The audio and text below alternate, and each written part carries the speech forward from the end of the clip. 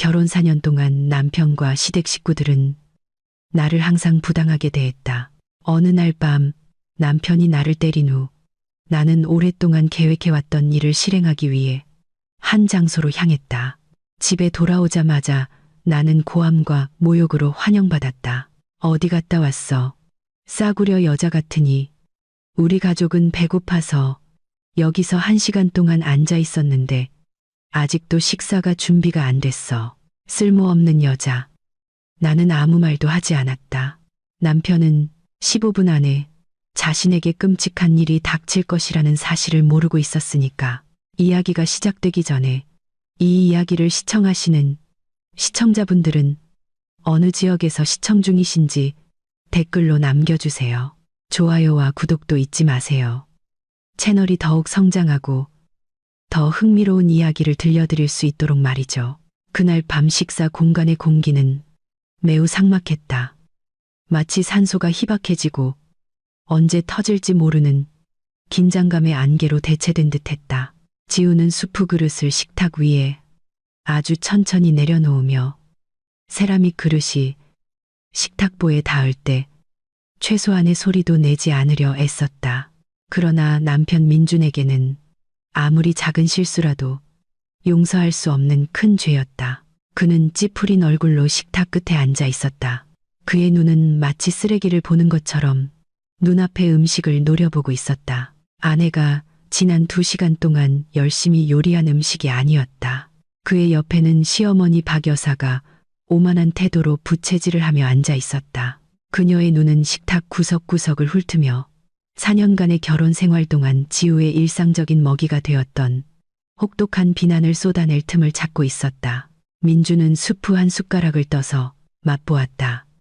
잠시 침묵이 흘렀다. 지우는 숨을 죽였다. 그녀의 두 손은 단정한 긴 옷차림 아래에서 서로 비비꼬고 있었다. 다음 순간 접시가 깨지는 소리가 방안을 울렸다.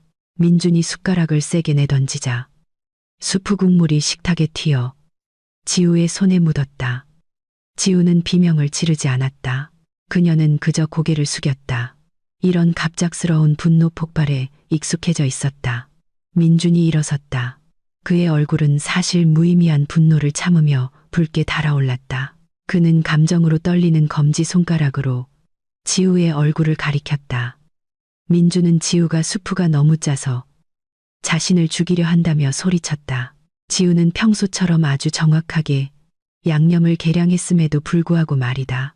지우가 자신을 변호하거나 분위기를 진정시키기 위해 변명이라도 하려는 입을 열기도 전에 강한 손바닥이 그녀의 왼쪽 뺨에 내려앉았다. 뜨겁고 날카로운 통증이 즉시 번져나가 지우의 머리가 옆으로 돌아갔다. 그 육체적인 고통은 이미 무감각해진 마음속 고통에 비하면 아무것도 아니었다.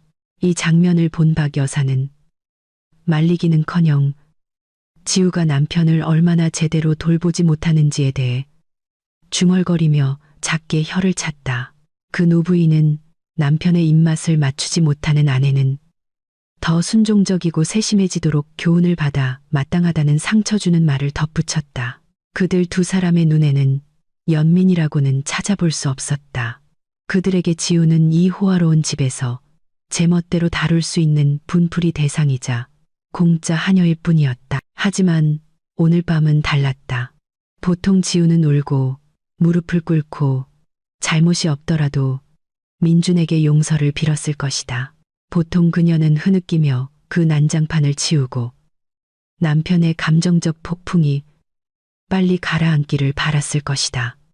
그러나 이번에는 지우는 단 한 방울의 눈물도 흘리지 않았다. 그녀는 천천히 고개를 들었다.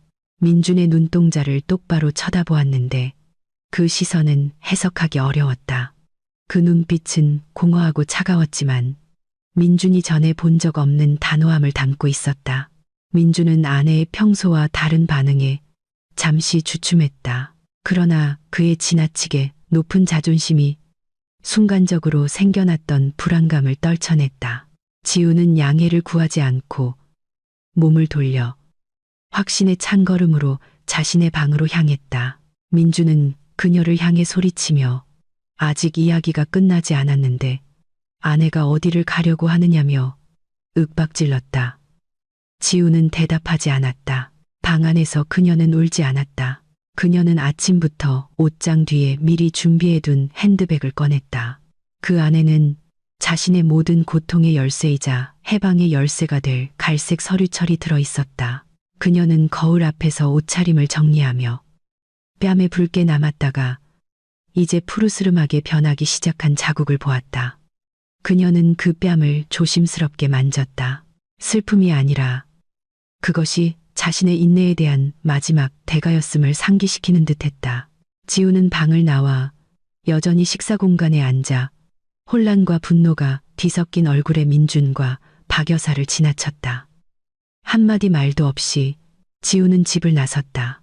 그녀는 민준이 가지 말라고 소리치고 문 밖으로 한 발짝이라도 나가면 다시 돌아올 생각은 하지 말라는 협박을 들었지만 지우는 이 모든 것을 무시했다. 그녀는 결혼 전에 자신의 저축한 돈으로 구입한 유일한 자산인 작은 세단 자동차에 시동을 걸고 밤의 어둠을 가르며 나아갔다. 그녀의 목적지는 친정집도 아니었고 속마음을 털어놓을 친구의 집도 아니었다.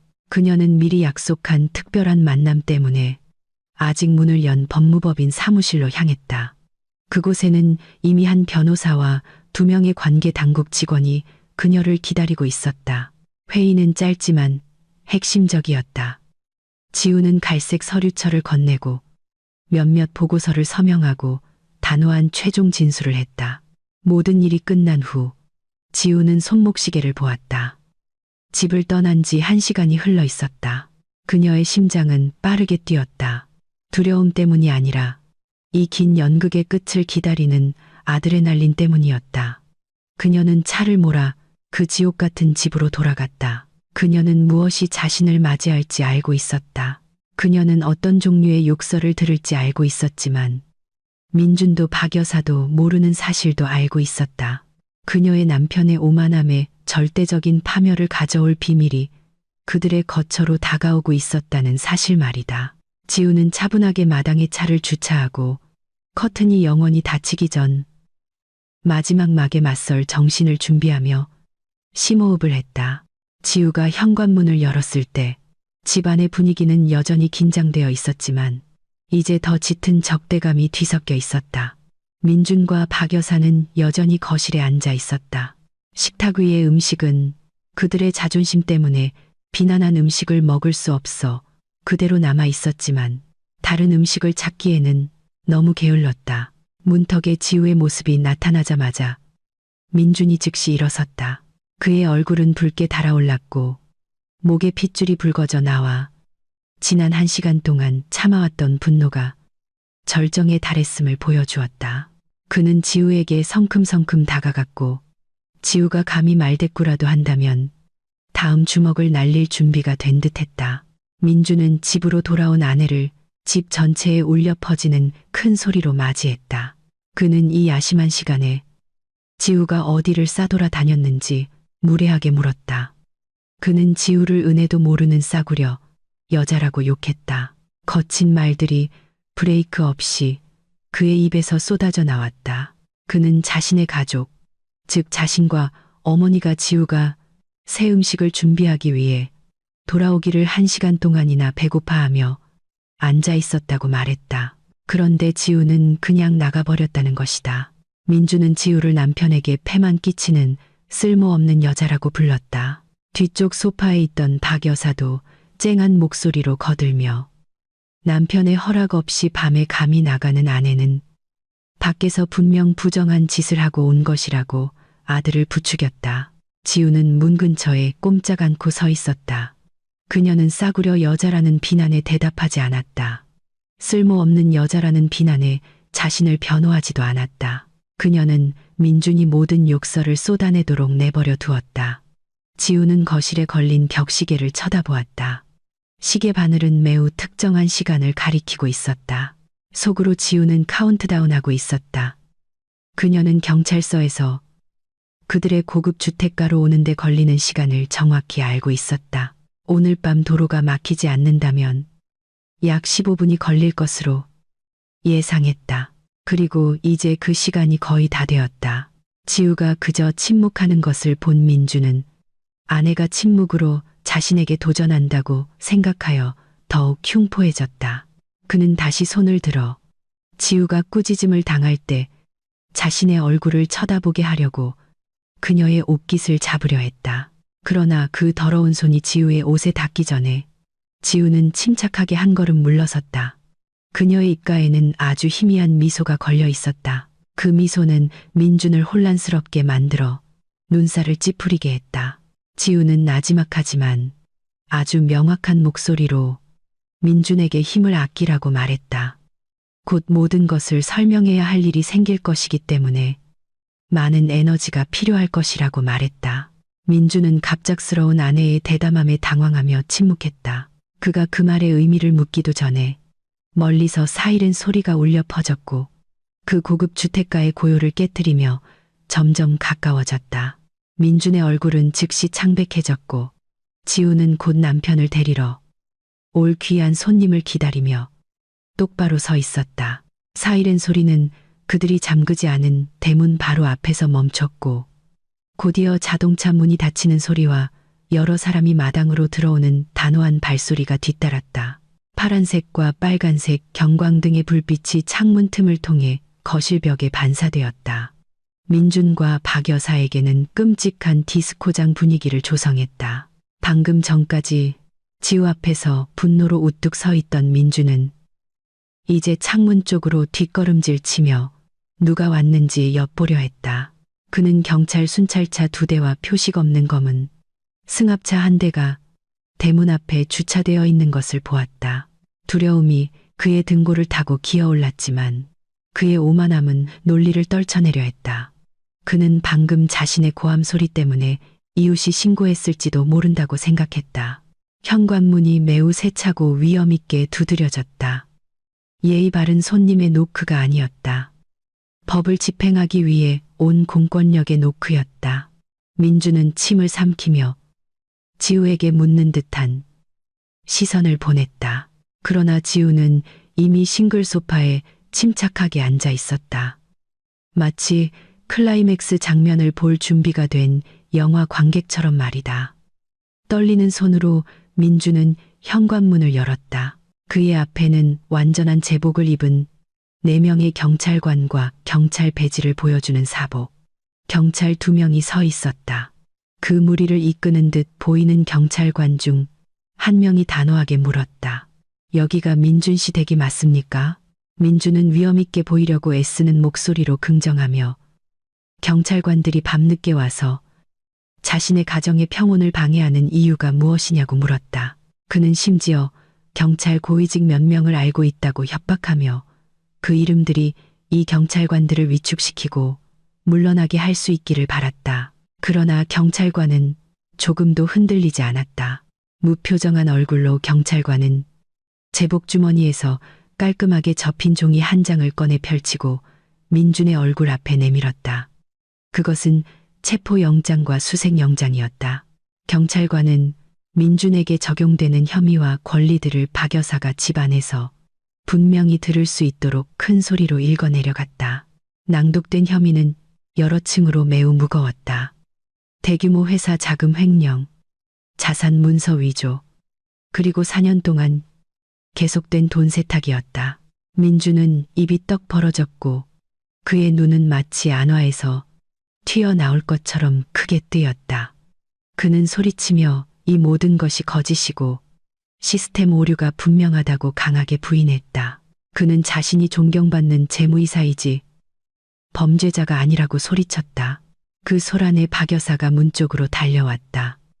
아들이 경찰에 포위된 것을 보자 그녀의 잘못된 모성 본능이 발동했다. 그녀는 히스테릭하게 소리치며 경찰을 욕했고 돈 많고 저명한 사람을 함부로 비난한다고 그들을 비난했다.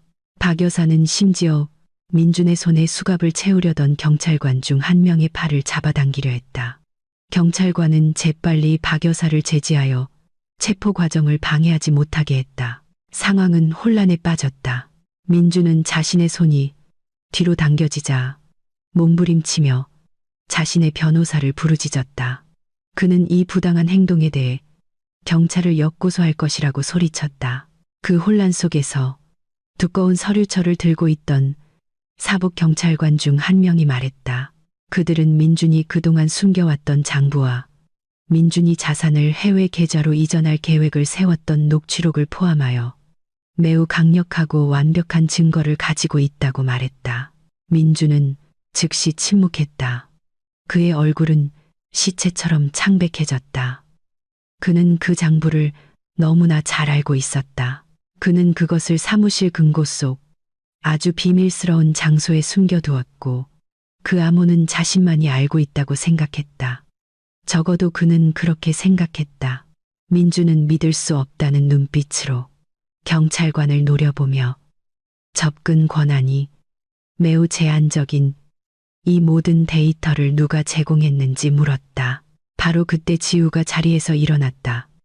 그녀는 천천히 문 쪽으로 걸어가 경찰 지휘관 옆에 섰다.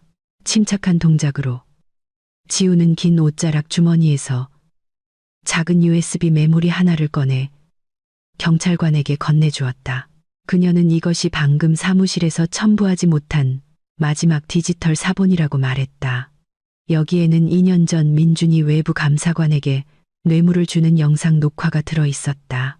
경찰관은 USB를 받고 지우에게 경의를 표하며 고개를 끄덕였다. 제보자이자 내부 고발자로서의 협력에 감사하다고 말했다.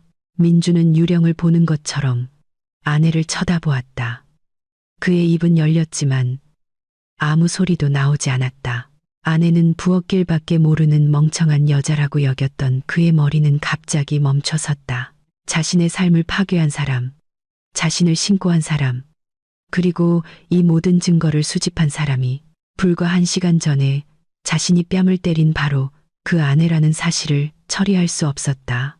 경찰의 말을 들은 박 여사는 즉시 비명을 질렀고 심하게 떨리는 검지 손가락으로 지우의 얼굴을 가리키며 지우를 배은망덕한 아내, 배신자, 자신의 남편을 감옥에 집어넣는 비수 같은 뱀이라고 비난했다. 지우는 뼈를 찌르는 듯한 차가운 시선으로 박 여사를 바라보았다. 그녀는 나지막하지만 단호한 어조로 그 비난에 대답했다. 그녀는 4년 동안 집에서 가만히 있었던 것이 아니라고 말했다. 그녀는 결혼 전에 대학에서 회계학을 최고 성적으로 졸업했다. 민준과 그의 어머니가 항상 무시하고 깔보았던 사실이었다. 지우는 민준이 집으로 서류를 가져와 자신이 정리하기에는 너무 게으르다며 지우에게 정리하라고 할 때마다 지우는 모든 것을 읽었다고 설명했다.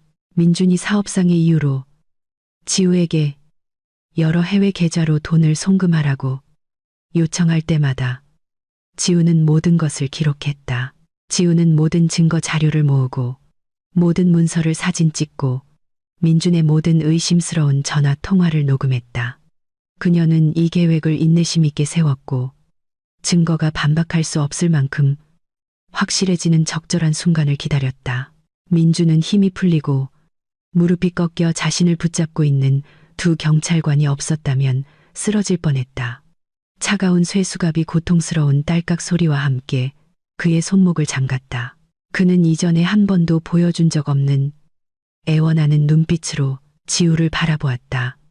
그는 자신을 구할 수 있는 남아있는 사랑이 있기를 바라며 지우의 이름을 나지막이 불렀다.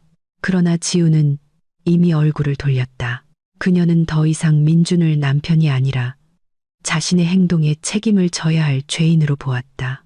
경찰은 민준을 순찰차로 끌고 가기 시작했다. 이웃들은 웅성거리는 소리와 함께 이 창피한 장면을 보러 집 밖으로 나오기 시작했다. 박 여사는 현관에서 아들의 이름을 부르며 통곡하다가 지우를 향해 거친 말로 욕하기 시작했다. 지우는 문턱에 서서 민준을 태우고 멀어져 가는 경찰차를 바라보았다. 경광등 불빛이 길모퉁이에서 천천히 사라졌다. 이제 그녀와 박 여사만이 남았다. 지우는 시어머니의 울음을 무시하고 천천히 현관문을 닫았다. 그녀는 거실로 돌아와 푹신한 소파에 앉아 긴 한숨을 내쉬었다. 어깨 위에 무거운 짐이 부분적으로 덜어진 것 같았다. 하지만 이것은 시작일 뿐이었다. 그녀는 여전히 현관 바닥에서 흐느끼고 있는 시어머니를 바라보며 그녀가 자신의 소유라고 주장하는 이 집에서 이 오만한 노부인의 운명에 관한 두 번째 놀라움을 선사할 준비를 했다. 밤의 고요함이 다시 집에 내려앉았다. 하지만 이제 분위기는 180도 달라졌다.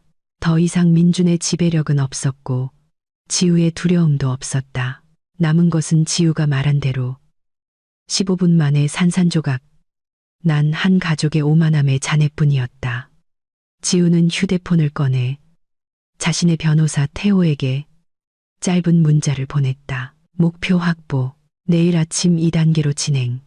그녀는 휴대폰을 내려놓고 집 천장을 바라보았다. 그리고 4년 만에 처음으로 그녀는 진정으로 자신의 삶의 주인이 된 기분을 느꼈다. 경찰 사이렌 소리는 먼 곳으로 완전히 사라져 그 호화로운 거실에는 고통스러운 정적만을 남겼다. 박 여사는 여전히 현관에 서 있었다. 그녀는 숨을 헐떡였고 눈은 퉁퉁 부었으며 슬픔과 충격 그리고 격렬한 분노가 뒤섞여 얼굴은 붉게 달아올랐다. 그녀는 몸을 돌려 이제 거실 소파에 앉아 생수 한 잔을 마시고 있는 지우를 쳐다보았다. 이 광경은 박 여사의 분노에 기름을 끼얹는 것 같았다. 그녀에게 지우의 평온함은 큰 모욕이었다.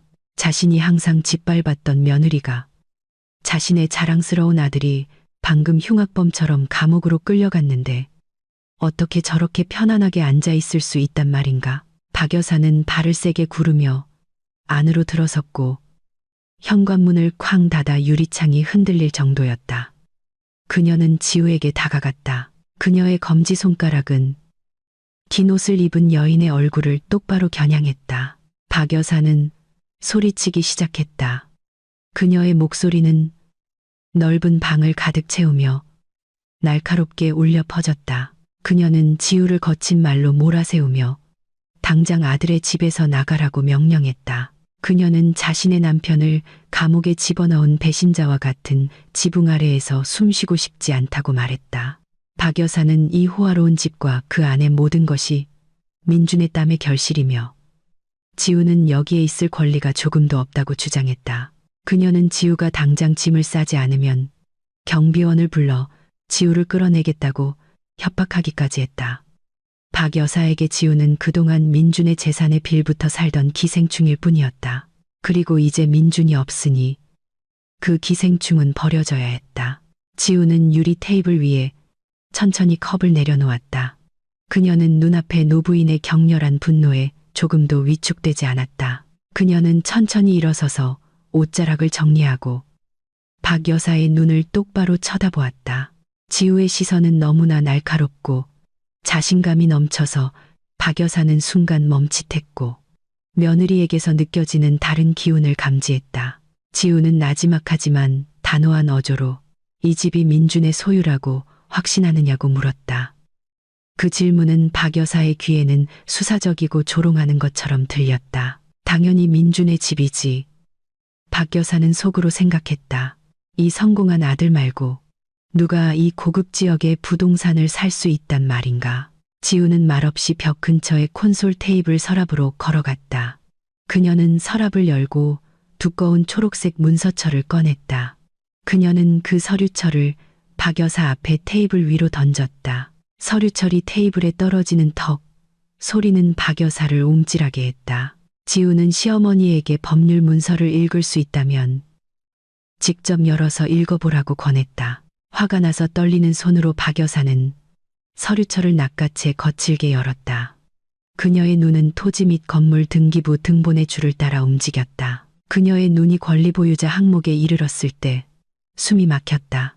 거기에는 민준의 이름은 단 한 글자도 없이 지우의 전체 이름이 명확하게 적혀 있었다. 지우는 다시 앉아 우아하게 다리를 꼬았다. 그녀는 느린 학생을 가르치는 선생님처럼 설명을 시작했다. 그녀는 4년 전 민준이 이 집을 샀을 때 민준이 회사 자금 횡령 의혹으로 인해 내부 감사의 엄격한 감시를 받고 있었다고 말했다. 민준은 자신의 명의로 큰 자산을 구입할 수 없었다. 그것은 감사관들에게 경고음을 울릴 것이기 때문이었다. 그래서 민주는 교활하게도 이 집을 사기 위해 지우의 이름을 사용했다. 그때 민주는 지우에게 그것이 결혼 선물이라고 말했지만 실제 의도는 돈 세탁이었다. 민주는 지우가 부동산 법률을 이해하기에는 너무 멍청하다고 생각했고 자신이 원할 때 언제든지 소유권을 되찾을 수 있을 것이라고 생각했다. 그러나 민주는 한 가지를 잊었다. 법적으로 등기부 등본에 적힌 사람이 절대적인 정당한 소유자라는 것이다. 그리고 이 집의 정당한 소유자는 지우였다. 박 여사의 얼굴은 그녀의 손에 든 종이처럼 창백해졌고 그녀의 다리는 힘이 풀려 지우 맞은편 소파에 주저앉았다. 그녀의 모든 주장이 순식간에 무너졌다. 지우는 말을 이었다. 이번에는 차가운 주방의 어조로 상황을 역전시켰다. 지우는 박 여사에게 개인 소지품을 정리하고 이 집을 떠날 시간을 1시간 주었다. 그녀는 아침에는 박 여사의 얼굴을 다시 보고 싶지 않다고 강조했다. 지우는 심지어 5분 전에 문자로 해고한 개인 운전기사 대신 온라인 택시를 불러주겠다고 친절하게 제안했다. 박 여사는 입이 떡 벌어졌고 자신이 자랑스러워했던 집에서 전직 고위관리의 어머니인 자신이 며느리에게 쫓겨난다는 사실을 믿을 수 없었다. 박 여사는 다시 저항하려 했고 자신의 방에 있는 모든 보석과 명품을 가져갈 것이라고 말했다. 그것들은 아들이 자신에게 준 선물이며 그 가치가 수억 원에 달한다고 소리쳤다. 그 돈이면 최고급 호텔에서 살기에 충분하다고 생각했다. 그녀는 비틀거리며 일어나 소지품을 구하기 위해 1층 자신의 방으로 달려갔다. 지우는 그 당황스러운 모습을 보며 옅은 미소를 지었고 시어머니의 뒤를 여유롭게 따랐다. 방 안에서 박 여사는 작은 금고를 황급히 열어 목걸이, 팔찌, 다이아몬드 반지 등이 담긴 벨벳 상자들을 꺼냈다. 그녀는 마치 자신의 생명이 그것에 달려있는 것처럼 그 상자들을 끌어안았다. 지우는 방문턱에 기대어 팔짱을 끼고 있었다. 그녀는 나지막이 물었다. 박 여사님은 그 보석들의 진품 여부를 그 문방에 확인해 본 적이 있으신가요? 박 여사는 눈을 부릅뜨며 민준이 자신에게 가짜 물건을 줄 리가 없다고 말했다. 민준은 효심 깊고 부유한 아들이었다. 지우는 작게 웃었다. 비통하게 들리는 웃음이었다. 그녀는 걸어들어가 박 여사가 가장 자랑스러워했던 큰 다이아몬드 목걸이가 담긴 상자 중 하나를 집어들었다. 지우는 옷 주머니에서 작은 종이 한 장을 꺼냈다. 작년에 민준의 양복 주머니에서 발견한 영수증이었다. 그녀는 그 영수증을 박 여사에게 보여주었다. 그 영수증은 유명 보석 부티크가 아닌 한 도매 시장의 프리미엄급 모조 액세서리 가게에서 발행된 것이었다. 거기에 적힌 가격은 민준이 주장한 실제 가격의 1% 되지 않는 매우 저렴한 가격이었다. 박 여사는 그 영수증을 낚아채 여러 번 읽으며 눈이 커졌다. 그녀의 손이 심하게 떨리기 시작했고 보석 상자가 바닥에 떨어졌다. 내용물이 흩어졌다. 지우는 다음에 쓰라린 진실을 설명했다. 민준이 수십억 원을 횡령한 것은 사실이지만 그 돈은 어머니에게 사용되지 않았다. 그 돈은 민준 자신의 사치스러운 생활, 해외 도박, 그리고 애인들을 부양하는데 모두 탕진되었다. 어머니가 많은 것을 묻지 못하게 입을 다물게 하기 위해 민준은 반짝이는 모조 보석을 사주었고 어머니가 거짓 속에서 살도록 내버려둔 것이었다. 박 여사는 목걸이를 주어 불빛 아래에서 자세히 살펴보았고 가까이서 보니 보석의 커팅이 얼마나 거친지 처음으로 깨달았다. 박 여사의 모든 방어선이 완전히 무너졌다. 그녀는 히스테릭하게 비명을 지르며 가짜 보석들을 벽에 던졌다. 그녀는 자신이 숭배했던 단 한 사람, 바로 자신의 아들에게 배신당했다고 느꼈다. 지우는 동정심을 느끼지 않았다. 그녀는 벽시계를 보았다. 시간은 계속 흐르고 있었다. 그녀는 박 여사에게 남은 시간이 45분이라고 상기시켰다. 시간이 다 되었는데도 박 여사가 나가지 않으면 지우는 경비원에게 박 여사의 짐을 아빈도까지 옮기는 것을 도와달라고 요청할 것이었다. 힘없는 발걸음과 계속 흐르는 눈물을 흘리며 박 여사는 대형 여행 가방에 옷을 되는 대로 넣기 시작했다. 더 이상 오만함도 치켜 올라간 턱도 없었다. 남은 것은 속아서 쫓겨나는, 이제 자신에게 아무것도 남아있지 않다는 것을 깨달은 노부인뿐이었다. 집도 없고 보석도 없고 의지할 아들도 없었다. 한편 도시의 다른 쪽에서는 훨씬 더 암울한 분위기가 펼쳐지고 있었다. 민주는 경찰서 임시구치소의 한 구석에 웅크리고 앉아 있었다. 방은 좁고 퀴퀴했으며 소변 냄새가 강하게 났다. 푹신한 침대도 에어컨도 없었고 차갑고 딱딱한 시멘트 바닥뿐이었다. 그는 혼자가 아니었다. 그 감방 안에는 험상류는 얼굴에 3명이 더 있었다. 오토바이 절도 혐의를 받는 2명과 싸움으로 잡혀온 시장 건달 1명이었다. 그들은 민준을 평가하는 듯한 시선으로 바라보았다. 이제 구겨진 그의 비싼 옷차림을 자신의 우리에 들어온 먹잇감으로 보았다. 민준은 몸을 피하려고 노력했고 더 신선한 공기를 마시기 위해 철창에 최대한 가깝게 앉았다. 1시간 전에 도착한 이후 민준은 변호사에게 전화할 권리를 요구하며 계속 소리쳤다. 처음에는 경찰관들이 그를 무시했지만 민준이 계속 소란을 피우자 결국 한 경찰관이 와서 그에게 잠시 전화를 걸 기회를 주었다. 떨리는 손으로 민준은 자신의 개인 변호사인 박 변호사에게 연락했다. 전화가 연결되었다. 민준은 즉시 박 변호사에게 당장 와서 오늘 밤 자신을 석방시켜 달라고 명령했다. 비용은 얼마든지 상관없다고 했다. 그러나 전화 반대편의 대답은 민준의 피를 얼어붙게 했다. 박 변호사는 차갑고 형식적인 어조로 더 이상 민준을 변호할 수 없다고 말했다. 민준이 일하던 회사는 오늘 밤 민준을 공식적으로 해고했고 법적 소송을 제기했다. 박 변호사는 회사와 계약된 변호사였기 때문에 이제 상대편에 서게 된 것이었다. 민준은 그렇게 버려졌다. 민준은 고급 저녁 식사와 골프를 함께 즐기던 사업가 친구들과 고위 관리들에게 전화를 걸어보았다. 그는 그 번호들 중 하나씩 전화를 걸었다. 어떤 번호는 연결이 되지 않았고 어떤 번호는 전화를 거부했다. 한 명은 전화를 받았지만 다시는 나에게 전화하지 마. 나는 내 문제에 엮이고 싶지 않아. 라고 말하고는 일방적으로 전화를 끊었다. 민주는 손에 든 수화기를 멍하니 바라보았다. 그가 그동안 쌓아 올린 세상은 깨지기 쉬운 모래성이었다.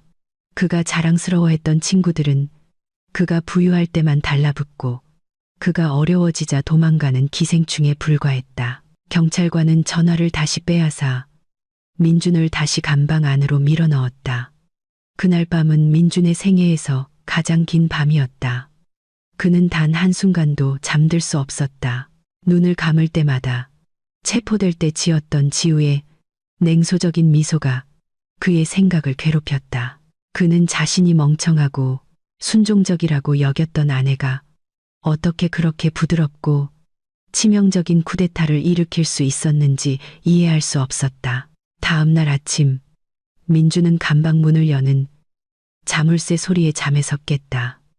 그는 새로운 변호사이거나 보석금을 가지고 온 어머니이기를 바랐다. 그러나 그가 면회실로 끌려갔을 때 유리 칸막이 뒤에 앉아있는 사람은 그가 기대했던 사람이 아니라 현재 자신의 운명의 열쇠를 쥐고 있는 유일한 사람이었다. 지우였다. 지우는 팬더 눈이 되고 머리가 헝클어지고 얼굴에 기름기가 흐르는 민준과는 대조적으로 매우 상쾌한 모습으로 거기에 앉아 있었다. 지우는 단정하고 깔끔한 옷차림이었고 그녀의 얼굴은 짐이 없는 듯 평온했다. 민준은 즉시 유리 옆에 인터폰 수화기를 낚아챘다. 그의 눈은 희망과 분노로 불타올랐다. 그는 지우에게 자신이 이렇게 한 것을 후회하게 될 것이라고 위협하기 시작했다. 그는 여기서 나가자마자 지우의 삶을 비참하게 만들 것이라고 맹세했다. 그는 용서받고 싶다면 지금 당장 그 신고를 취하하라고 요구했다. 민준의 말은 독으로 가득 찼지만 그의 목소리는 절망적으로 들렸다. 지우는 마치 지루한 라디오 방송을 듣는 것처럼 무표정하게 그 잔소리를 들었다. 민준이 분노를 쏟아내고 숨이 차기 시작했을 때 지우는 자신이 가져온 파란색 서류철을 들어 올렸다. 그녀는 민준이 읽을 수 있도록 유리 칸막이에 종이 한 장을 붙였다. 그것은 이혼 소송장이었다. 문서의 제목이 민준의 눈앞에 선명하게 드러났다. 지우는 깨끗하고 안정된 목소리로 인터폰을 통해 말했다. 그녀의 변호사 태호가 오늘 아침 일찍 소송을 제기했다고 말했다. 지우는 심각한 가정폭력과 경제적 방치를 이유로 이혼을 요구했으며 4년 동안의 신체적, 정신적 고통에 대한 손해배상으로 남아있는 모든 자산을 요구했다. 민준은 비웃었다. 부조화하게 들리는 웃음이었다. 그는 지우를 조롱하며 지우가 가정폭력을 입증할 수 없을 것이라고 말했다. 그동안 지우는 한 번도 진단서를 떼지 않았고 집안에는 자신을 변호할 어머니 외에는 증인이 없었기 때문이었다. 민준은 이 점에서는 자신이 우위에 있다고 느꼈다. 그는 지우에게 법정에서 그 혐의를 입증해 보라고 도전했다. 민준에 따르면 지우 얼굴의 멍은 사고나 조작으로 주장될 수 있었다. 그 도전을 듣고 지우는 가방에서 태블릿을 꺼냈다. 그녀는 태블릿 화면을 켜고 비디오 하나를 재생했다. 그녀는 화면을 유리 쪽으로 향하게 했다. 민준의 눈은 거기에 나타난 것을 보고 크게 뜨였다. 그것은 민준이 숟가락을 내던지고 소리치고 지우의 뺨을 때렸던 어젯밤 식사 공간에서의 사건을 녹화한 것이었다. 영상의 화질은 매우 선명했다. 소리도 명확하게 들렸다. 카메라 각도는 식사 공간에 있던 고급 벽시계 장식에서 나온 것이었다. 민주는 거기에 카메라가 있었다는 것을 전혀 알지 못했다. 지우는 화면을 넘겨 다른 영상을 보여주었다. 지난달 민준이 지우의 다리를 걷어찼던 사건, 2달 전 민준이 지우에게 꽃병을 던졌던 사건. 지우는 차가운 어조로 자신이 1년 전부터 집의 모든 구석, 식사 공간, 거실, 심지어 차고에도 숨겨진 카메라를 설치했다고 설명했다. 민준의 모든 거친 행동, 박 여사의 모든 모욕, 이 모든 것이 완벽하게 녹화되어 민준이 접근할 수 없는 클라우드 서버에 안전하게 저장되어 있었다. 지우는 이 영상들이 이혼 재판뿐만 아니라 폭행 혐의에 대한 추가 증거로 경찰에 제출되었다고 말했다.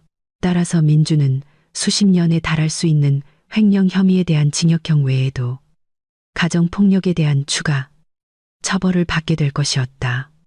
민준은 인터폰 수화기를 떨어뜨렸다. 그의 세상이 정말로 무너지는 것을 느꼈다. 도망칠 구멍이 없었다. 더 이상 할 수 있는 부인도 없었다. 그 시각적 증거는 그의 자유라는 관에 박는 마지막 못이었다. 그는 자신을 바라보는 공포에 질린 시선으로 지우를 쳐다보며 눈앞에 이 여자가 자신의 파멸을 너무나 철저하게 계획했다는 것을 깨달았다. 한치의 오차도 없이 순간순간 말이다. 지우는 그를 흘끗 보고는 자신의 물건을 정리했다. 떠나기 전에 지우는 얼굴을 유리 가까이 대고 매달린 인터폰을 통해 마지막 한 문장을 말했다.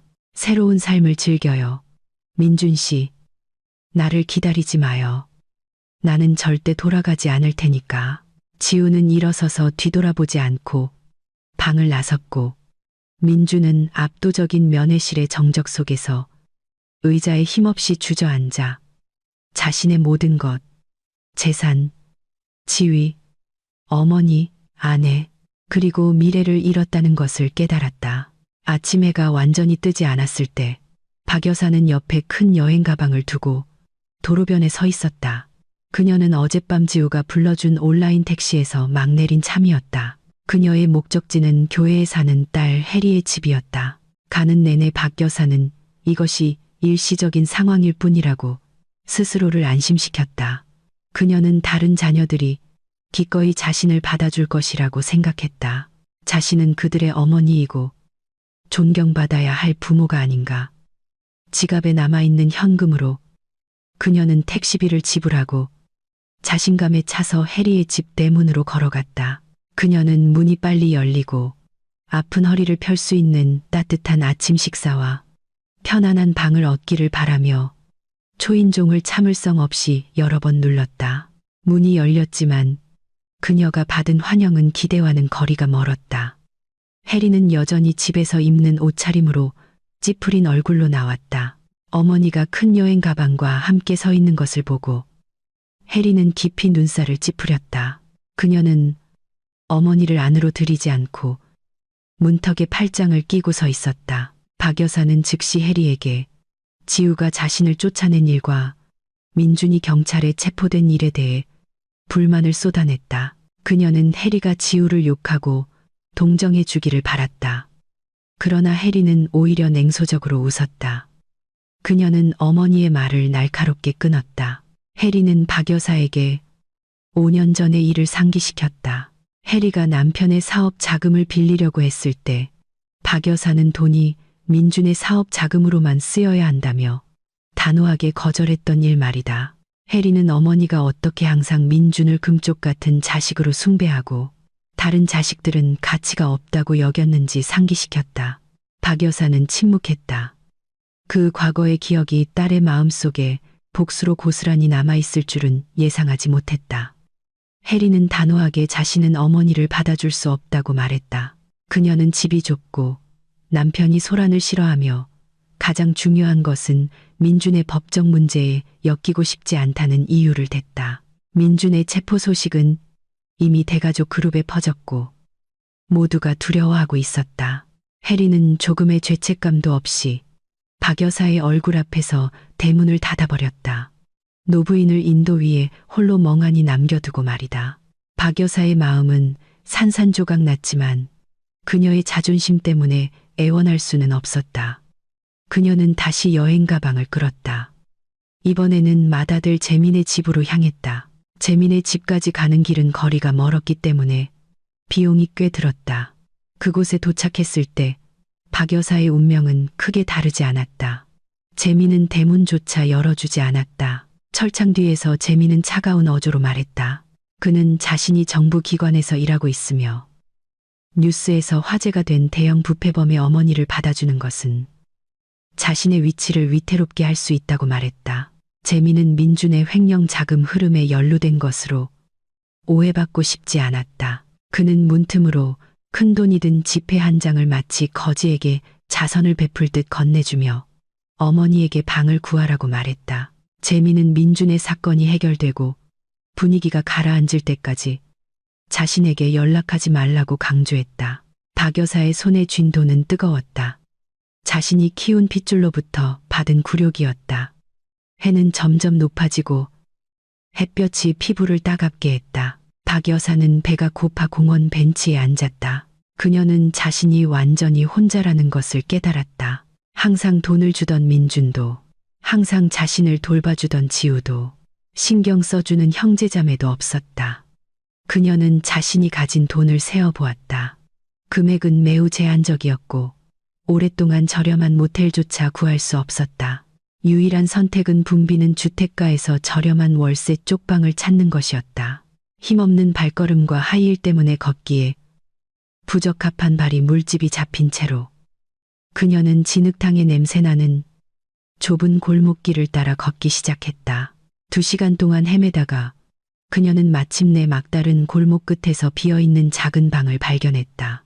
상태는 매우 한심했다. 벽은 습했고 페인트가 벗겨져 있었다. 바닥은 차가운 거친 시멘트였고 화장실은 밖에 있어 다른 주민들과 공유해야 했다. 의심스러운 눈빛의 중년의 집주인 여자는 선불을 요구했다. 박 여사는 떨리는 손으로 돈을 건넸다. 그녀가 그 좁은 방으로 들어가 여행 가방을 내려놓자마자 퀴퀴한 냄새가 코를 찔렀다. 에어컨은 없었고 천장에는 먼지 쌓인 낡은 선풍기만 있었다. 푹신한 침대도 없었고 이전 세입자가 남긴 얇은 돗자리만 있었다. 그곳에서의 첫날 밤은 박 여사에게 지옥이었다. 다투는 이웃들의 소음, 아기들의 울음소리, 지나가는 오토바이 소리가 번갈아 가며 그녀를 잠 못 이루게 했다. 평소 잘 관리되던 그녀의 피부에 모기들이 공격하기 시작했다. 그녀는 눈을 감으려 했지만 지우의 집의 호화로운 방의 이미지가 계속 그녀의 눈앞에 아른거렸다. 그녀는 지우가 항상 자신의 침대 시트가 향기롭도록 어떻게 했는지 기억했다. 지우가 매일 아침 어떻게 따뜻한 차를 가져다 주었는지 후회가 스며들기 시작했다. 지우에게 잔인했던 것에 대한 죄책감이 아니라 그 편안함을 잃은 것에 대한 후회였다. 그녀의 배는 아침부터 밥을 먹지 못하고 싸구려 빵만 먹었기 때문에 쓰렸다. 며칠이 지나자 그녀의 저금은 점점 줄어들었다. 박 여사는 먹고 살기 위해 일해야 한다는 것을 깨달았다. 그녀는 주변 환경에서 일자리를 찾아보았다. 그녀는 한 허름한 식당에서 설거지 일자리를 보았다. 그녀는 자존심을 억누르고 식당 주인에게 갔다. 그러나 식당 주인이 그녀의 얼굴을 보자마자 박 여사를 알아보았다. 박 여사의 얼굴은 민준의 체포 당시 TV 뉴스에 잠시 나왔었고 부패범을 히스테릭하게 옹호하는 어머니로 낙인 찍혔었다. 식당 주인은 박 여사를 단호하게 거절하며 도둑가족을 고용하여 자신의 식당이 불행해지기를 원하지 않는다고 말했다. 그 거절은 다른 곳에서도 반복되었다. 박 여사는 힘없는 발걸음으로 쪽방으로 돌아왔다. 이제 주름지고 칙칙해진 뺨 위로 눈물이 흘러내렸다. 그녀는 정말로 최저점으로 떨어졌고 한때 자신이 경멸했던 가난에 갇히게 되었다. 한편 이제 전적으로 지우의 통제하에 있는 호화로운 집은 분위기가 매우 달랐다. 지우는 청소를 시작했다. 그녀는 민준과 그의 어머니의 촌스러운 취향의 흔적을 제거하기 위해 집의 일부를 개조하기 위해 인테리어 업체를 불렀다. 지우는 그들의 모든 낡은 물건을 버렸다.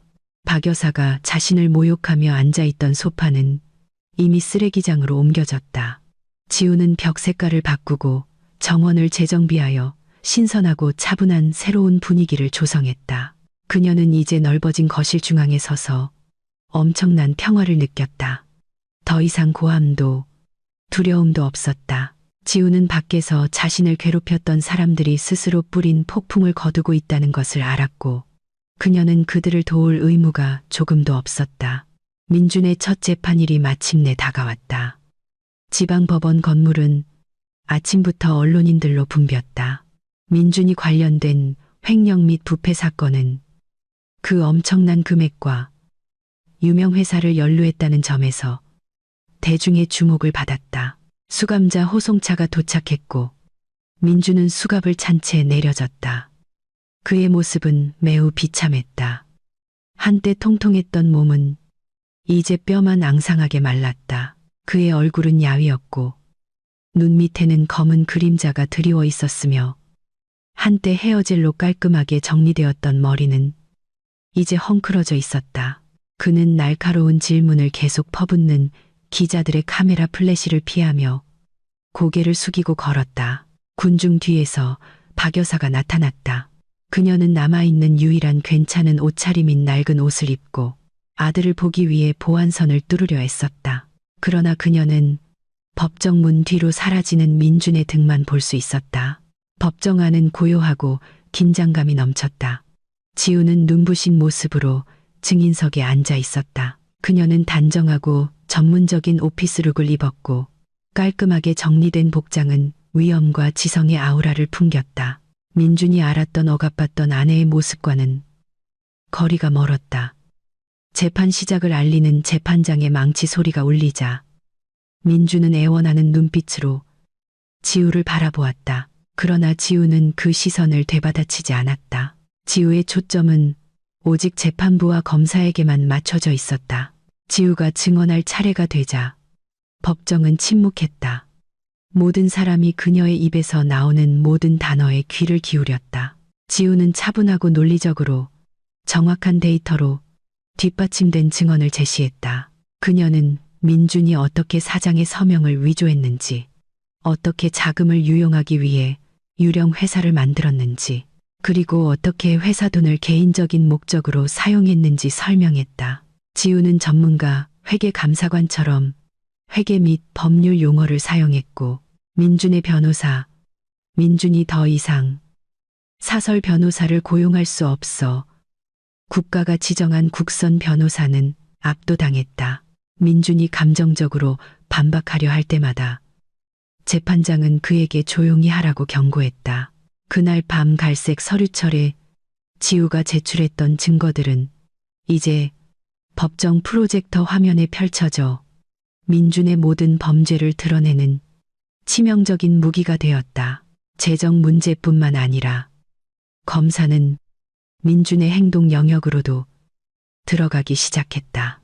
지우는 범죄 수익금 대부분이 어머니를 위한 명품 구입과 도박을 포함한 향락적인 생활 방식에 사용되었다는 사실을 폭로했다. 가장 뒷좌석에 앉아있던 박 여사는 부끄러움에 얼굴을 가렸다. 모든 방청객의 눈이 경멸하는 시선으로 그녀에게 쏠렸다. 지우는 또한 낯선 여성들에게 자금이 흘러 들어간 것을 보여주는 통장 거래 내역을 추가 증거로 제출했다. 이것은 법적, 도덕적으로 민준의 입지를 더욱 궁지로 몰아넣었다. 민준은 피고석에서 점점 더 작아지는 듯했다. 그의 어깨는 축 처졌고 이 방에 아무도 자신의 편이 없다는 것을 깨달았다. 질의응답이 거의 끝났을 때 민준에게 자신을 변호할 기회가 주어졌다. 그는 쉰 목소리로 절망적으로 희생자 카드를 사용하려 했다. 그는 지우를 은혜를 모르는 아내라고 비난했다. 재산을 차지하기 위해 의도적으로 자신을 함정에 빠뜨린 아내라고 말했다. 그는 지우가 데이터를 조작했고 지우도 그 모든 거래에 대해 알고 있었고 그것을 즐겼다고 소리쳤다. 그러나 그 변론은 우스꽝스럽고 근거가 없었다. 지우는 차분하게 자신이 디지털 증거를 가지고 있으며 그 불법적인 돈을 개인적인 목적으로 단 한 푼도 사용하지 않았다고 대답했다. 그녀의 모든 수입은 그동안 민준에게 숨겨왔던 그녀 자신의 합법적인 프리랜서 활동의 결과였다. 그리고 그녀가 소유한 집 자산은 오히려 민준 자신이 세금 회피를 위해 고안한 계획으로 구입한 것이었다. 그 영리한 대답은 방청객들의 우레와 같은 박수를 불러일으켰고 재판장은 분위기를 정리하기 위해 망치를 여러 번 두드려야 했다. 갑자기 법정 문이 거칠게 열렸다. 눈에 띄는 옷차림과 짙은 화장을 한 젊은 여성이 허락 없이 들어왔다. 보안 요원이 그녀를 제지하려 했지만 그 여성은 민준의 이름을 크게 소리쳤다. 그는 민준이 그동안 숨겨왔던 애인 나영이었다. 모두가 나영이 민준을 변호하거나 도덕적 지지를 보내기 위해 왔다고 생각했다. 민준 자신도 나영이 구원자이거나 최소한 자신에게 유리한 증인이 되기를 바라며 옅은 미소를 지었다. 그러나 그 희망은 몇 초 만에 산산조각 났다. 나영은 방청석과 재판구역 사이에 칸막이로 걸어갔다. 그녀는 민준을 사랑하는 눈빛이 아니라 격렬한 분노로 쳐다보았다. 재판장, 검사, 그리고 모든 참관인 앞에서 나영은 민준에게 자신의 약속을 지키라고 소리쳤다. 그녀는 민준이 이번 달에 아파트 한 채와 자동차를 사주기로 약속했다고 말했다. 그런데 민준은 감옥에 갔고 모든 금융 접근이 동결되었다는 것이다. 나영은 그동안 민준을 위해 많은 비용을 썼기 때문에 속았다고 느꼈다. 그녀는 심지어 휴대폰을 꺼내 민준의 음란한 대화와 달콤한 약속의 증거를 공개적으로 보여주었다. 법정은 소란스러워졌다. 기자들은 이 창피한 순간을 사진 찍기 위해 서로 다투었다. 민준은 극심한 부끄러움을 참으며 고개를 깊이 숙였다. 그는 부패범이자 가정폭력가해자로 입증되었을 뿐만 아니라 이제 멍청한 바람둥이로도 입증된 것이다. 나영은 결국 보안요원에게 법정 밖으로 끌려나갈 때까지 민준을 사기꾼과 무자본 남자라고 계속 욕했다. 나영의 비명은 법원 복도에 계속 울려 퍼졌고 민준이 그날 감당해야 할 수치심의 긴 목록을 늘렸다. 지우는 무표정한 얼굴로 그 혼란을 바라보았다. 그녀는 나영에 대해 알고 있었기 때문에 놀라지 않았다. 사실 지우가 오늘 아침 나영에게 민준의 재판 장소와 시간을 익명으로 문자를 보내 나영이 와서 소란을 피우도록 유도한 것이었다. 지우는 나영의 물질주의적이고 폭발적인 성격을 알고 있었다. 이 전략은 완벽하게 성공했다. 민준의 신뢰성은 완전히 무너졌다. 재판장은 숨길 수 없는 혐오감으로 민준을 쳐다보았다. 그날 재판은 휴정 결정으로 마무리되었다. 그러나 모든 사람은 재판장의 망치가 나중에 어디로 떨어질지 이미 알고 있었다. 지우가 자신의 변호사 태호의 호의 아래 법정 밖으로 걸어나갔을 때 기자들이 그녀를 애워쌌다. 그러나 지우는 어떤 논평도 거부했다. 그녀는 여전히 방청석에 앉아 흐느끼고 있는 박 여사를 지나쳐 똑바로 걸어갔다. 박 여사는 지우의 이름을 부르며 전 며느리의 손을 잡으려 했지만 아마도 사과하거나 도움을 요청하기 위해서였을 것이다. 그러나 지우는 멈추지 않았다. 그녀는 앞으로 똑바로 걸어갔다. 그녀의 발걸음은 확고했고 고통스러웠던 과거를 뒤에 남겼다. 지우에게 오늘 재판은 논쟁에서 이기는 것이 아니라 민준과 그의 가족이 실제로 어떤 사람들인지 세상에 보여주는 것이었다. 고통스럽지만 해방적인 진실의 쇼였다. 쇠창살 밖의 하늘은 회색이었고 이제 색을 잃은 민준의 미래와 비슷했다. 좁고 퀴퀴한 구치소 감방 안에서 시간은 다르게 흘러가는 것 같았다. 한 시간이 하루처럼 느껴졌고 하루가 1년처럼 느껴졌다. 민준은 무릎을 껴안고 방구석에 웅크리고 앉아 있었다. 몇 년 동안 그가 보여주었던 거만한 재무이사의 이미지와는 거리가 먼 자세였다. 그는 추가 재판 절차를 기다리며 몇 주 동안 그곳에 있었다. 그리고 그 시간 동안 그는 고통스러운 고립을 느꼈다. 외부 세계로부터의 물리적 고립뿐만 아니라 더 잔인한 사회적 고립이었다. 그의 골프 친구들, 프로젝트를 위해 그에게 아첨했던 사업 동료들, 심지어 그의 형제자매들까지 모두 땅속으로 사라진 듯했다. 맛있는 음식 배달도 없었고 동정적인 방문도 없었으며 무상 변호를 제안하는 훌륭한 변호사도 오지 않았다. 민준은 정말로 혼자였다. 마치 늑대 우리의 길을 잃은 살찐 양처럼 자신을 굶주린 시선으로 바라보는 다른 수감자들에게 둘러싸여 있었다. 그날 낮, 간수 한 명이 막대기로 그의 쇠창살을 때렸다. 민준의 귀가 윙윙거릴 정도로 거친 어조로 그의 이름을 불렀다. 면회가 있었다. 민준의 마음속에 작은 희망이 피어올랐다. 마침내 돕기로 결정한 자신의 인맥 중 한 명일까? 아니면 자신의 사건에서 틈을 발견한 새로운 변호사일까? 힘없는 발걸음과 다시 수갑이 채워진 채로 민준은 면회실로 끌려갔다. 그러나 그가 거기에 도착하여 유리 칸막이 뒤에 앉아있는 사람을 보았을 때 그의 어깨는 힘없이 처졌다. 구원자가 아니었다. 바로 그의 어머니 박 여사였다. 그러나 그 노부인의 모습은 정말 안타까웠다. 한때 항상 높이 띄운 머리와 명품 옷차림으로 최고로 보이던 박 여사는 이제 노숙자처럼 보였다. 그녀의 얼굴은 화장기 없이 칙칙했고 그녀가 두른 간편한 스카프는 해지고 비뚤어져 있었으며 그녀의 옷은 색이 바랜 낡은 옷이었다. 그녀의 몸은 말랐고 광대뼈는 튀어나와 있었는데 이는 그녀가 지난 며칠 동안 제대로 먹지 못했음을 나타냈다. 민주는 차가운 쇠의자에 앉아 떨리는 손으로 인터폰 수화기를 들었다. 그는 어머니의 눈을 바라보며 거기서 약간의 위안이나 애정을 찾기를 바랐다. 그러나 그가 발견한 것은 오직 공포, 분노 그리고 욕으로 가득 찬 눈빛뿐이었다. 박 여사의 갈라진 목소리에서 나온 첫 문장은 잘 지내니? 나 괜찮니? 가 아니었다.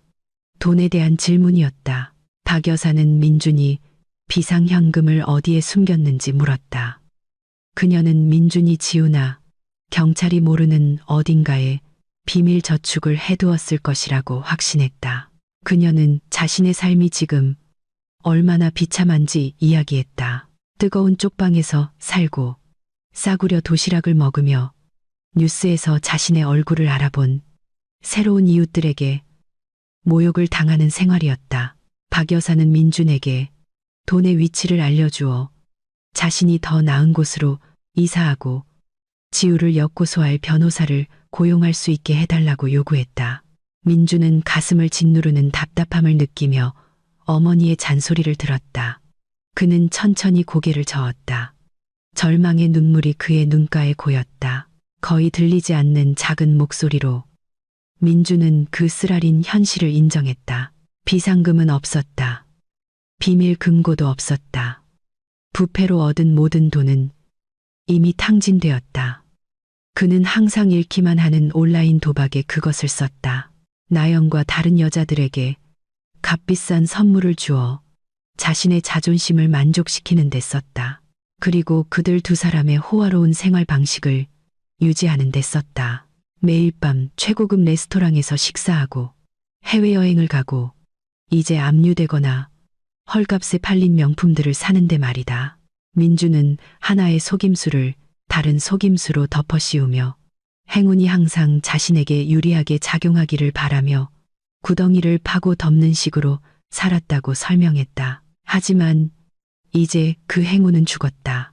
그 고백을 듣고 박 여사의 얼굴은 공포에서 격렬한 분노로 붉게 달아올랐다. 그녀는 노년에 가난하게 살아야 한다는 현실을 받아들일 수 없었다. 그녀는 쭈글쭈글한 주먹으로 유리 칸막이를 때리기 시작했고 방 안의 보안 요원들이 고개를 돌리고 다가올 준비를 하게 만들었다. 박 여사는 수화기를 통해 민준에게 욕설을 퍼부었다. 그녀의 목소리는 귀가 아프게 날카롭게 울려 퍼졌다. 그녀는 이 모든 고통의 원인이 민준이라고 비난했다. 그녀는 자신이 민준을 낳고 키운 것은 그가 실패한 패배자가 되는 것을 보기 위해서가 아니라고 말했다. 그녀는 과거의 희생을 들먹였다. 그녀가 어떻게 민준을 교육시켜 어머니의 품격을 높여줄 성공적인 사람이 되게 했는지 이렇게 수치스러운 진흙탕 속으로 떨어뜨린 것이 아니라고 말했다. 박 여사에게는 민준이 자신의 범죄를 숨기는 데 실패한 것이 가장 큰 죄였지 범죄 자체가 아니었다. 교도소의 압박과 이전 재판에서의 나영의 증언으로 이미 정신이 피폐해진 민주는 더 이상 견딜 수 없었다. 상처 입은 그의 자존심이 반항했다. 그는 어머니의 고함에 맞섰다. 그는 이 모든 것이 박 여사의 잘못이기도 하다고 말했다. 민주는 어머니가 항상 이것저것 사달라고 요구했던 것을 상기시켰다. 어머니가 어떻게 항상 민준의 성공을 친구들의 자녀와 비교하며 민준에게 실제보다 더 부유하게 보이도록 강요했는지 상기시켰다. 민준은 자신의 실제로는 이미 많았던 봉급이 어머니의 존경과 사치에 대한 끝없는 탐욕을 만족시키기에는 결코 충분하지 않았기 때문에 횡령을 했다고 고백했다. 그 싸움은 더욱 격렬해졌고 서로가 서로에게 잘못을 전가했으며 그동안 가짜 사치로 깔끔하게 덮여 있었던 과거의 수치스러운 비밀들을 폭로했다. 한때 돈 때문에 조화로워 보였던 모자 관계는 돈이 사라지자 산산조각 났다. 그 소란은 보안 요원들이 개입하게 만들었다. 그들은 박 여사를 유리 칸막이에서 끌어내고 민준을 다시 감방으로 강제로 돌려보냈다. 박 여사는 몸부림치며 자신의 아들을 쓸모없는 배은망덕한 자식이라고 계속 저주했다. 그 창피한 장면은 건물 안에서 멈추지 않았다. 박 여사가 구치소 밖으로 끌려 나올 때 고위층 사건을 취재하기 위해 그곳에서 대기하고 있던 몇몇 연예부 기자들이 그 소란을 보았다. 그들은 즉시 카메라를 켜고 박 여사를 애워쌌다. 불안정한 감정 상태와 혼란스러운 마음 속에서 박 여사는 오히려 기자들에게 자신의 분노를 쏟아냈다. 그녀는 민준에 대해 나쁘게 말했고 자신이 아들에게 속았으며 그 부패에 대해 아무것도 몰랐고 자신이 아들의 어리석음의 희생자라고 말했다. 분노와 악어의 눈물로 가득 찬 그 즉석 인터뷰 영상은 몇 시간 만에 입소문을 탔고 대중의 구경거리가 되어 그들의 가족 평판을 더욱 파괴했다. 그 소란에서 멀리 떨어진 도심의 한 초고층 사무실 건물에서 지우는 자신의 편안한 사무실 의자에 앉아 있었다. 그녀의 사무실은 넓었고 유리벽은 분주한 대도시의 풍경을 보여주었다. 벽에 설치된 대형 TV 화면에서는 박 여사와 민준의 싸움 뉴스가 반복해서 방영되고 있었다. 지우는 무표정한 표정으로 화면을 바라보았다. 지나친 승리의 미소는 없었고 깊은 안도감만 있었다. 그녀는 따뜻한 차를 마시며 오랫동안 잃어버렸던 평온함을 느꼈다. 그녀의 책상 위에는 두꺼운 문서철, 곧 그녀가 이끌게 될 새로운 회사 인수 계약서가 놓여 있었다. 민준의 부패 스캔들로 인해 큰 손실을 입은 민준의 전 직장은 주식 일부를 매각하기로 결정했다. 그리고 합법적인 투자 회사의 이름으로 그 회사를 구제하기 위해 들어온 투자자는 지우가 주요 재무 고문 중 한 명으로 있는 컨소시엄이었다. 그 아이러니는 너무나 완벽했다. 한때 민준에게 집안일도 제대로 못하고 수프나 짜게 끓일 줄 아는 여자로 여겨졌던 지우가 이제 민준이 한때 권력을 휘둘렀던 회사의 운명을 결정하는데 일조하는 사람이 된 것이다. 지우는 리모컨으로 TV를 껐다. 그녀는 그들의 드라마를 충분히 보았다. 그녀에게 그들은 시끄러운 과거일 뿐이었다. 그녀에게는 건설해야 할 미래가 있었다. 지우는 다시 책상 위의 서류들에 집중했고 금빛 펜으로 중요한 문서에 서명하며 민준과 그의 어머니가 자신들의 몰락 속에서 서로를 계속 잡아먹는 동안 자신의 빛나는 새로운 삶의 장으로 나아갈 준비를 했다. 운명의 그날이 마침내 다가왔다. 법원 건물 위의 하늘은 구름이 끼어 있었다. 마치 자연조차도 오늘 심판받을 범죄에 대해 슬퍼하거나 어쩌면 분노하는 듯했다. 본법정은 이전 재판들보다 훨씬 더 붐볐다. 민준의 사건은 전국적인 헤드라인이 되었고 근절되어야 할 기업 탐욕과 도덕적 부패의 상징이었다. 피고석의 민준은 고개를 깊이 숙인 채 앉아 있었다. 그의 몸은 이제 정말로 쇠약해졌다. 그는 구금 기간 동안 10kg 이상 체중이 줄었다. 그의 얼굴은 창백했고 눈은 움푹 들어가 있었으며 시선은 법정의 나무바닥을 멍하니 응시했다. 그는 겨우 30대 초반이었음에도 불구하고 병든 노인처럼 보였다. 오만함의 잔재도 오만의 흔적도 남아있지 않았다. 남은 것은 곧 내려질 재판장의 망치 소리에 대한 순수한 두려움뿐이었다. 방의 다른 쪽, 고소인과 피해자를 위해 마련된 앞 좌석줄에는 지우가 그녀의 충실한 변호사 태호와 함께 차분하게 앉아 있었다. 지우는 우아하지만 단순한 남색 정장 블레이저를 입고 있었고 보는 사람이라면 누구나 경외심을 느끼게 하는 위엄을 발산했다. 그녀는 민준 쪽으로는 한 번도 고개를 돌리지 않았다. 그녀의 초점은 높이 솟은 재판부 테이블을 향해 곧게 뻗어 있었다. 오늘은 민준의 형사상 부패 판결뿐만 아니라 명백한 중대 범죄 요소로 인해 절차가 신속하게 진행되었던 이혼, 소송과 재산 분할에 관한 가정법원의 판결도 낭독되는 날이었다. 지우는 자신의 모든 감정적인 문제를 신께 맡겼고 모든 법적인 문제를 사실에 맡겼다. 그녀는 어떤 형태의 정이라도 받아들일 준비가 되어 있었다. 엄격한 얼굴과 두꺼운 안경을 쓴 중년 남성인 재판장이 판결문 낭독을 시작했다. 그의 목소리는 무겁고 스피커를 통해 울려 퍼지며 방 구석구석을 삭막한 긴장감으로 채웠다. 재판장은 합법적이고 설득력 있게 입증된 재판 사실들을 하나씩 낭독했다.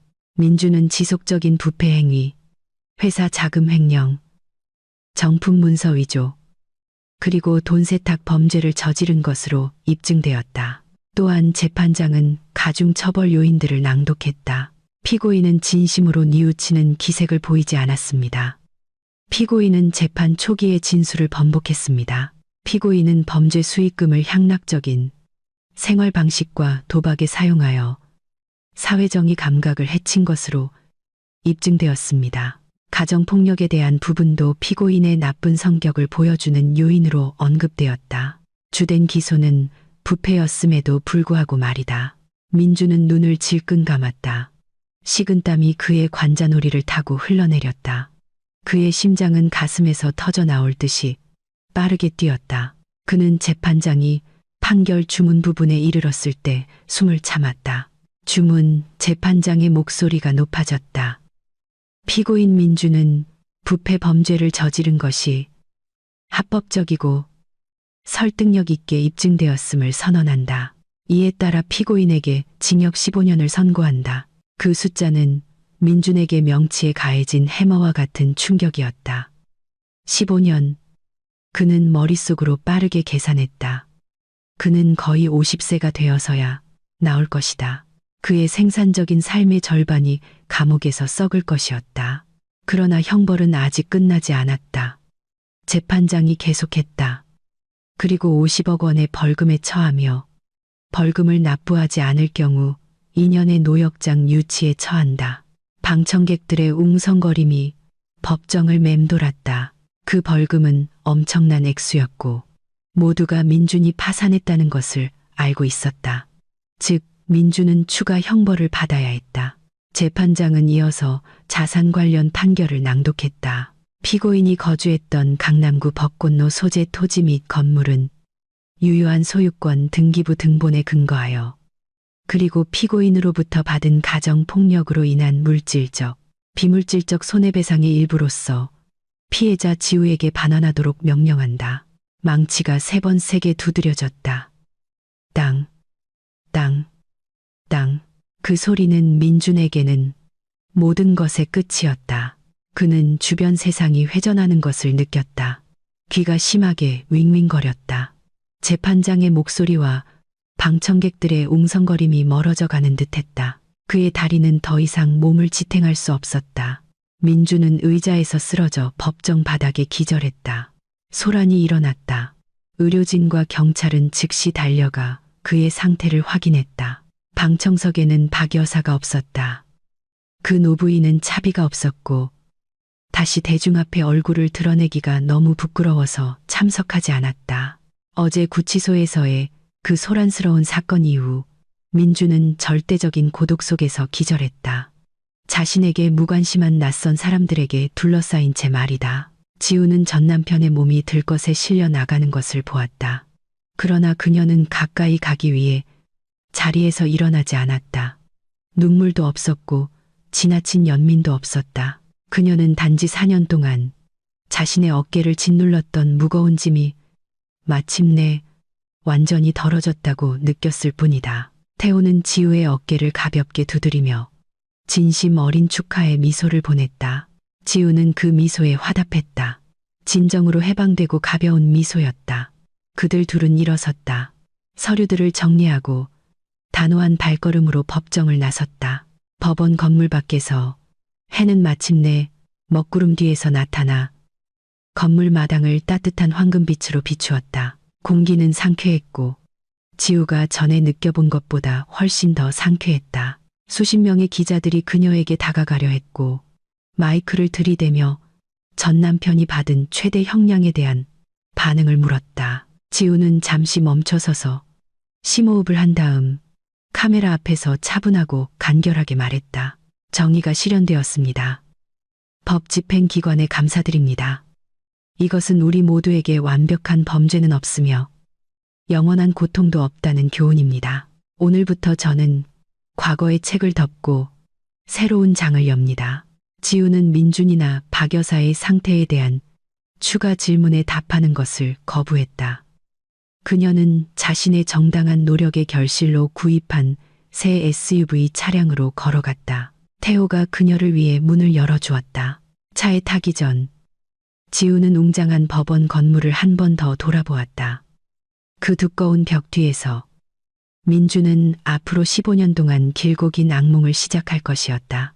다른 곳에서 박 여사는 좁은 쪽방에서 후회와 가난 속에서 남은 삶을 살게 될 것이었다. 카르마는 매우 깔끔하고 철저하며 피할 수 없는 방식으로 작동했다. 지우는 차에 탔고 차가 법원 지역을 떠날 때 그녀는 이 전투에서 폭력도 고함도 아닌 인내심, 지성, 그리고 빼앗겼던 자신의 존엄성을 되찾을 용기로 승리했다는 것을 알았다. 지우는 라디오를 켰고 경쾌한 노래가 흘러나와 그녀의 진정한 자유의 첫날을 위한 완벽한 배경음악이 되었다. 그 비루한 주택가 위의 하늘은 회색이었고 마치 그곳 주민 중 한 명이 겪고 있는 고통을 느끼는 듯했다. 좁고 습한 쪽방 안에서 박 여사는 지난 한 달 동안 유일한 잠자리였던 얇은 돗자리 위에 힘없이 누워 있었다. 그녀의 몸은 심하게 떨렸다. 한때 아들의 호화로운 집에서 항상 즐기던 에어컨 때문이 아니라 내려가지 않는 고열 때문이었다. 고통스러운 마른 기침이 계속 그녀의 목을 괴롭혀 숨쉬기가 어려웠다. 옆 테이블에는 따뜻한 물 한 잔이나 비싼 약도 없었다. 빈 생수병과 딱딱하게 굳은 빵 봉지 조각만 있었다. 박 여사는 밖에 있는 화장실에서 물을 가지러 일어나려 했다. 그러나 그녀의 다리는 이제 뼈만 남은 몸을 지탱하기에는 너무 약했다. 그녀는 다시 바닥에 쓰러졌고 엉덩이가 딱딱한 시멘트에 부딪히자 고통스러운 신음 소리를 냈다. 옆방 이웃 옷을 널고 있던 한 젊은 엄마가 박 여사의 방에서 나는 소란스러운 소리를 들었다. 박 여사가 자주 거만하게 굴고 어울리기를 꺼렸음에도 불구하고 인간적인 감정 때문에 그 이웃은 감히 문을 두드렸다. 대답은 없었고 낮은 신음소리만 들렸다. 그 이웃은 다른 주민들을 불렀고 그들은 약한 나무 문을 부쉈다. 그들이 발견한 광경은 정말 비참했다. 한때 아들의 부를 자랑하던 노부인은 이제 무력하게 누워 있었다. 그녀의 얼굴은 창백했고 눈은 움푹 들어가 있었다. 주민들은 즉시 힘을 합쳐 가장 가까운 시립병원 응급실로 그녀를 옮겼다. 그들 중 아무도 개인차를 가지고 있지 않았기 때문에 대중교통을 이용했다. 가는 내내 박 여사는 반쯤 의식이 있는 상태로 민준과 지우의 이름을 번갈아가며 헛소리를 했다. 응급실에 도착했을 때 박 여사는 붐비는 3인실 병실에 배치되었다. 약품 냄새가 다른 환자들의 땀 냄새와 섞여 그녀의 속을 메스껍게 했다.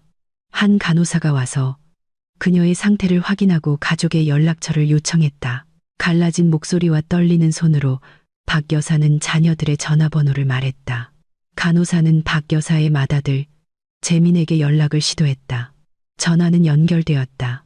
그러나 간호사가 어머니가 병원에 입원했으며 즉시 치료비가 필요하다고 설명하자마자 재민은 중요한 회의 중이라 방해받을 수 없다는 이유로 전화를 끊어버렸다.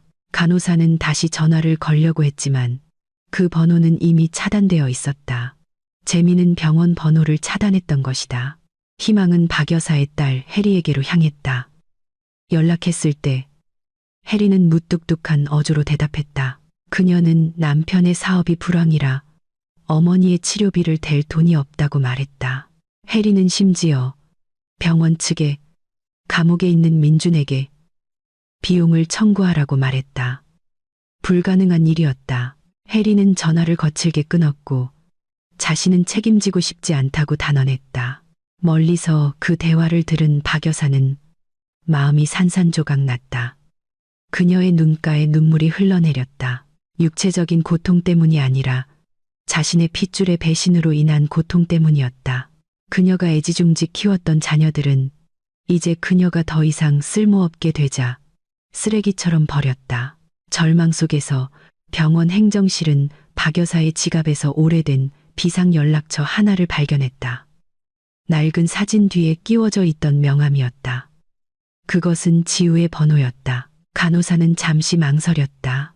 그러나 박 여사의 상태가 점점 위독해지고 즉각적인 의료 조치가 필요했기 때문에 그녀는 그 번호로 전화를 걸었다. 친자녀들과 달리 지우는 두 번째 벨이 울릴 때 전화를 받았다.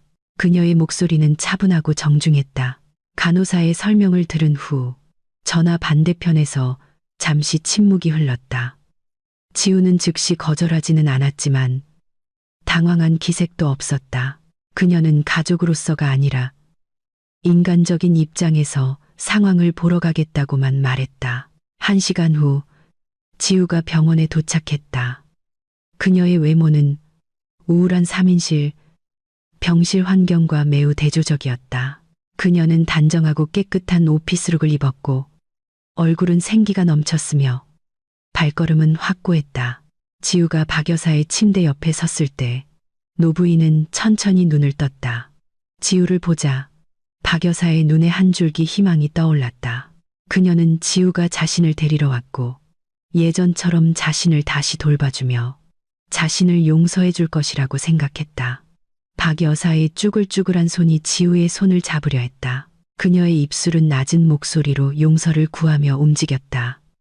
그녀는 지우가 자신을 이 끔찍한 곳에서 데리고 나간다면 좋은 시어머니가 되겠다고 약속했다.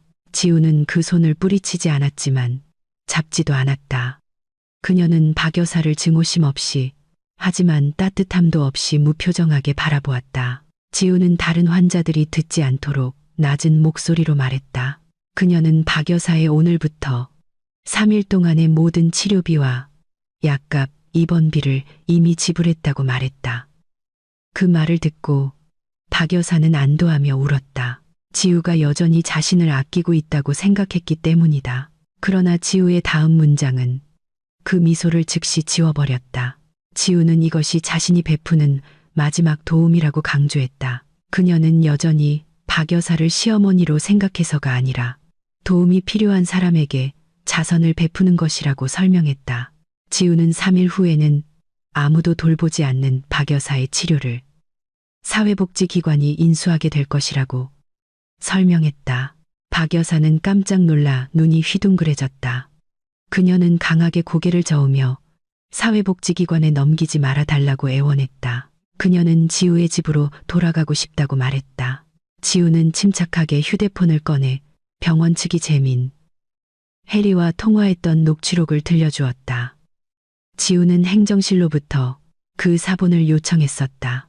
재민의 차가운 목소리와 해리의 거친 목소리가 박 여사의 귀에 선명하게 들렸다. 지우는 나지막이 말했다. 박 여사의 친자녀들이 직접 어머니를 돌보기를 거부한 것이라고. 그들은 돈 쓰는 것을 두려워했고 귀찮아하는 것을 두려워했다고. 지우는 박 여사에게 이것이 그동안 박 여사가 가르쳐온 교육의 결과라고 상기시켰다. 자녀들에게 모든 것보다 돈을 사랑하도록 가르친 결과 말이다. 이제 돈이 없어지자 그 사랑도 사라진 것이다. 지우는 가방을 정리하고 떠날 준비를 했다. 박 여사는 통곡하며 지우를 붙잡으려 일어서려 했지만 그녀의 몸은 너무 약했다. 그녀는 지우의 이름을 부르짖으며 자신이 후회하고 그동안 지우를 잘못 판단했다고 말했다.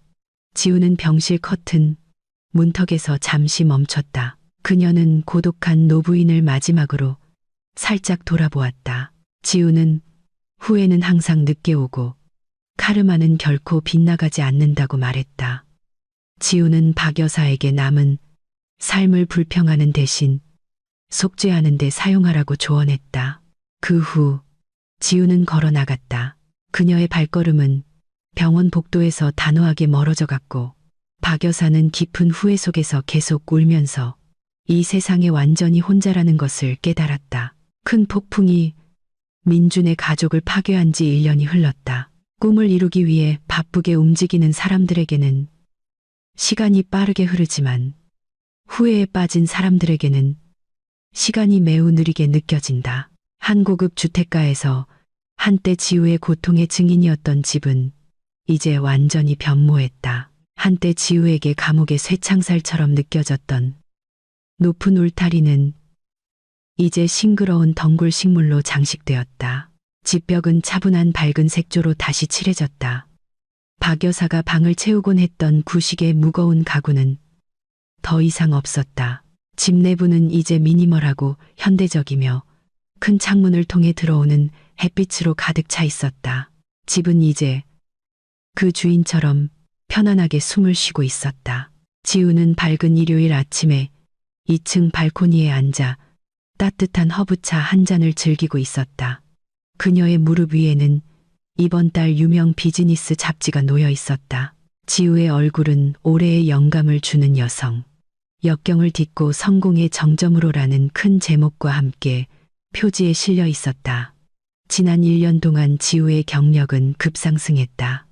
그녀가 몇몇 동료들과 함께 설립한 재무 컨설팅 회사는 대형 고객들을 처리해왔다. 한때 남편의 범죄를 폭로하는 데 사용했던 법의학, 감사 및 위험관리 기술은 이제 회사들이 파산을 피하도록 돕는 데 사용되었다. 지우는 더 이상 깔볼 수 있는 여자가 아니었다. 그녀는 존경받고 존중받았으며 가장 중요한 것은 그 누구에게도 의존하지 않는 재정적으로 독립된 사람이었다. 한편 도시 외곽에 위치한 교정시설에서는 매우 다른 분위기가 벌어지고 있었다. 뜨거운 햇볕 아래에서 한 무리의 수감자들이 교도소 마당에 잡초를 정리하고 있었다. 그들 가운데 햇볕에 그을린 피부와 나이보다 훨씬 늙어 보이는 얼굴을 가진 마른 남자가 있었다. 바로 민준이었다. 한때 힘든 노동을 하려 하지 않던 그 남자는 이제 수감자 의무의 일부로 매일 땅을 파고 마당을 쓸어야 했다. 더 이상 값비싼 정장도 없었고 해진 티셔츠와 표준 교도소 반바지만 있었다. 교도소 생활은 민준의 정신을 완전히 꺾어 놓았다. 그는 말이 없어졌고 종종 멍하니 있었다. 다른 수감자들은 그를 조롱하듯 전 사장님이라고 불렀다.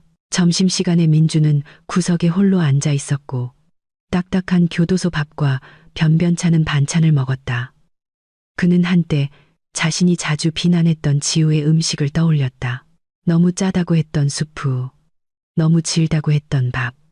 이제 그는 그 음식을 다시 맛보기 위해 무엇이든 할 것이었다. 후에는 매일 밤 그의 잠자리 친구였다. 그는 푹신한 침대를 그리워했다. 그는 한 달 전 사회복지기관에서 가족 아무도 없이 사망했다는 소식을 들었던 어머니를 그리워했다. 그리고 그는 지우를 그리워했다. 결혼 초기에 그에게 진심으로 미소 지었던 지우의 얼굴이 자주 그를 괴롭혔다. 그에게 다이아몬드를 버리고 자가를 주었던 자신의 어리석음을 깨닫게 했다. 민주는 국선 변호사를 통해 지우에게 편지를 보내려고 한 적이 있었다. 사과와 면회를 요청하는 편지였다. 그러나 그 편지는 결코 답장이 오지 않았다. 그는 지우가 그것을 읽지 않았다는 것을 몰랐다. 지우는 집의 사람들에게 교도소에서 오는 모든 우편물은 열어보지 않고 버리라고 지시했었다.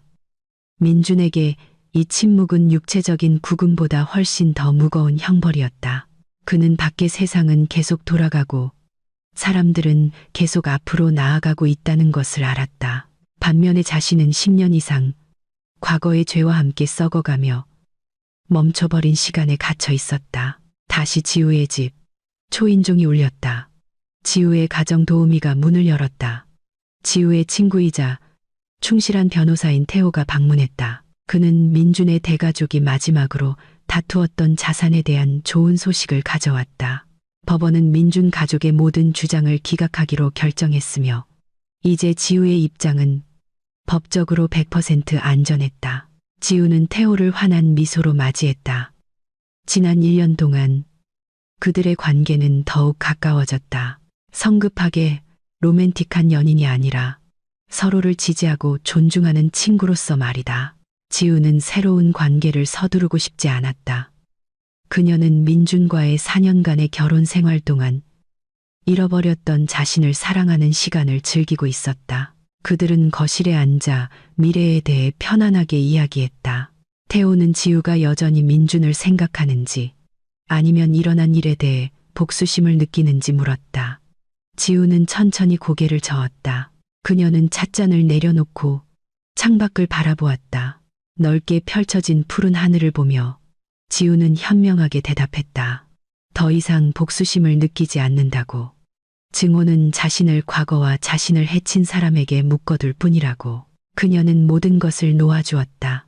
민준과 그의 가족에게 일어난 일은 지우의 복수가 아니라 그들 자신의 행동에 대한 논리적인 결과였다. 지우는 단지 정의의 중재자 역할을 했을 뿐이다. 그녀는 그들이 파멸하는 것을 보는 것이 아니라 자신이 다시 온전해지는 것을 보는 것에서 만족을 느꼈다. 그날 밤 지우는 침실 발코니에 홀로 서서 깜박이는 별들을 바라보았다. 밤 공기는 시원하게 그녀의 얼굴을 감쌌다. 그녀는 깊은 숨을 들이마시며 오랫동안 잊고 있던 감사함을 패가득 채웠다. 그녀는 1년 전 뺨에 멍이 들고 마음이 산산조각 난 채 경찰에 신고하러 집을 나섰던 그날 밤을 떠올렸다. 그때 그녀는 세상이 끝났다고 느꼈다. 그러나 그것은 그녀의 새로운 세상의 시작이었다. 지우는 진정한 행복은 부유한 남편, 호화로운 집 또는 사회적 지위가 아니라는 것을 깨달았다. 진정한 행복은 마음의 평화, 당당한 자존감, 그리고 두려움 없이 자신의 삶의 길을 결정할 수 있는 자유였다. 지우는 미소를 지었다. 진심으로 빛나는 미소였다. 그녀는 발코니 문을 닫고 커튼을 치고 발코니 조명을 껐다. 과거의 어둠은 그녀의 뒤에 완전히 남겨졌다. 편안하고 따뜻한 침실에서 그녀는 악몽 없는 깊은 잠을 잘 준비를 했고 새로운 희망을 약속하는 내일을 맞이할 준비를 했다. 그녀의 고통의 이야기는 끝났고 그녀의 성공의 이야기는 이제 막 시작되었다. 정의는 그 길을 찾았고 주인공은 마침내 그녀가 마땅히 받아야 할 행복한 결말을 얻었다.